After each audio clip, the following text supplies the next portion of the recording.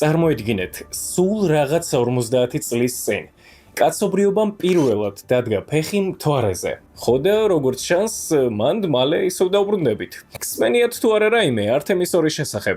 NASA-ს პროგრამა ართემისი მიზნად ისახავს ადამიანების დაბრუნებას მთვარეზე და შემდგომ მარსზე გაფრენას. ართემის 2 კი არის პირველი მისია, სადაც ადამიანები იმოგზაურებენ მთვარის გარშემო, თუმცა ჯერ არ დაეშვებიან. როგორც მივხვდით, ეს ყველაფერი ხდება ტესტის მიზნით. მათი მოგზაურობა დაახლოებით 10 დღე გაგრძელდება. ისინი მთვარეს შემოულიან და დედამიწაზე დაბრუნდებიან. ეხლა კი საინტერესო ფაქტების დროა. ასტრონავტები დედამიწას 400,000 კილომეტრამდე დაშორდებიან. უფრო შორს, ვიდრე ნებისმიერი ადამიანი ბოლო 50 წლის განმავლობაში. სიტყვაზე ეს არის პირველი ფრენა მთვარის ორბიტაზე აპოლოს პროგრამის შემდეგ. არტემის 2 არ არის უბრალოდ მისია. ეს არის ნაბიჯი, რომელიც განსაზღვრავს კაცობრიობის მომავალს კოსმოსში. ვიმედოვნოთ, რომ NASA-ს ყველაფერი გამოუვა და შემდეგი გაჩერება იქნება მარსზე.